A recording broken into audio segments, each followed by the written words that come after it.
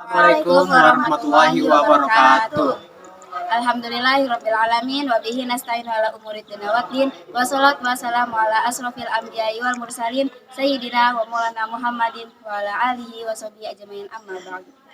Izinkan kami memperkenalkan diri. Perkenalkan, nama saya Azizah Zakia dan teman saya Muhammad Maman. Saya Leonor Fauzia. Di sini kami akan mempresentasikan tentang mukjizat Al-Quran. Baik, pengertian mukjizat adalah suatu peristiwa yang terjadi yang luar biasa yang dialami oleh para nabi untuk membuktikan kenabiannya.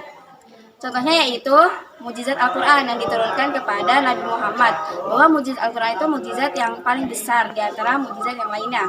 Mukjizat Al-Quran itu diturunkan melalui malaikat Jibril pada tanggal 17 Ramadan di Gua Hiro.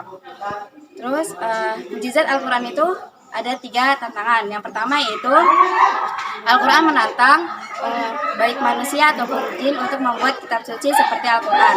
Yang kedua, Al-Quran menantang baik manusia ataupun jin untuk membuat 10 surat.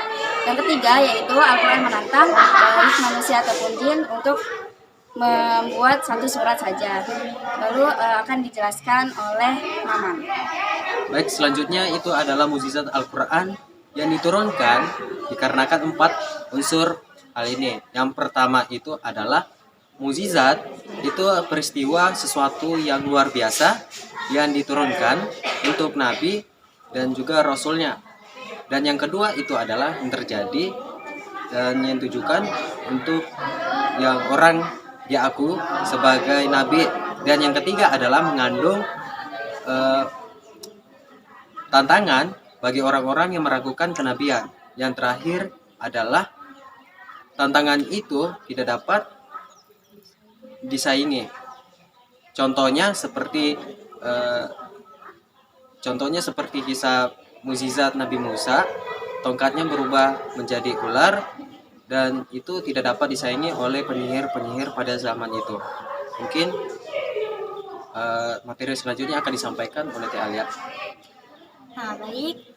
Di sini saya akan menjelaskan tentang macam-macam mukjizat Al-Quran. Nah, mukjizat Al-Quran itu ada pada mukjizat maknawi. Nah, adapun juga macam-macam mukjizat Al-Quran itu ada 4. Yang pertama yaitu mukjizat hissi. Mukjizat hissi adalah mukjizat yang dapat dirasakan oleh panca indera. Contohnya yaitu tongkat Nabi Musa yang dapat membelah lautan. Nah, adapun juga mukjizat maknawi. Ya, mukjizat maknawi ini mukjizat yang tidak dapat dicapai oleh panca indera, namun dapat dicapai oleh akal dan pikiran. Nah, sebagai contoh mukjizat maknawi ini yaitu mukjizat Al-Quran yang diturunkan kepada Nabi Muhammad SAW. Nah, kenapa mukjizat Al-Quran ini tidak dapat dicapai oleh panca indera? Karena Allah itu menegaskan bahwa dialah yang segala-galanya dan tidak ada yang dapat menandinginya. Karena Al-Quran itu merupakan kalam dari Allah Subhanahu wa taala. Nah, yang ketiga yaitu mukjizat fi'liyah. Mukjizat fi'liyah yaitu mukjizat yang terpancar dari tubuh seorang nabi. Nah, contohnya seperti mengucurnya air dari sela-sela jari Rasulullah SAW dan memancarnya tangan Nabi Musa yang mengeluarkan cahaya. Nah, yang keempat yaitu mukjizat salbiyah. Mukjizat salbiyah yaitu mukjizat yang membuat sesuatu itu menjadi lemah atau tidak berdaya. Contohnya ketika Nabi Ibrahim dibakar oleh Raja Namrud. Nah, sifat api itu kan panas ya. Nah, Raja Namrud itu tercengang melihat Nabi Ibrahim tidak terbakar oleh api. Nah, pada saat itu Raja Namrud menghentikan pembakaran tersebut.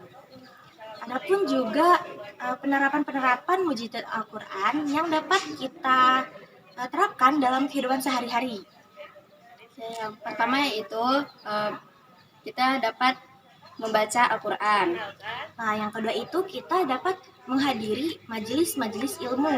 Lalu yang ketiga adalah kita dapat mempraktekkan nilai-nilai yang ada di dalam Al-Quran atau isi kandungan yang ada di dalam Al-Quran.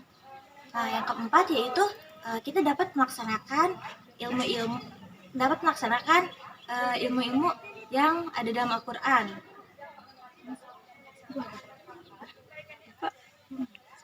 Kesimpulan. Oke, baik. Selanjutnya itu kesimpulan. Kesimpulannya adalah Al-Quran merupakan mukjizat terbesar yang ada di setiap mukjizat nabi-nabi yang lain. Lalu di mukjizat Al-Quran ini terdapat 4 macam mukjizat. Yang pertama tadi ada mukjizat hisi, mukjizat ma'nawi, mukjizat fi'liyah, dan mukjizat salbiyah. Lalu kita dalam kehidupan sehari-hari kita harus menerapkan isi dari kandungan Al-Quran tersebut untuk agar kehidupan kita jauh lebih baik ke depannya. Baik, untuk referensi kita mengambil dari buku Ulumul Quran karya Dr. Abad Badrul Zaman yang diterbitkan di Malang pada tahun 2018. Dan juga kita mengambil dari jurnal yang berjudul Memahami Mukjizat Al-Quran yang ditulis oleh Mustaqim dan Muhammad Fathul Umam. Oke, baik, terima kasih untuk presentasinya kali ini. Untuk kelompok kami terima kasih. Ihdinas siratal mustaqim wallahu muwaffiq ila aqwamit thoriq. Wassalamualaikum warahmatullahi wabarakatuh.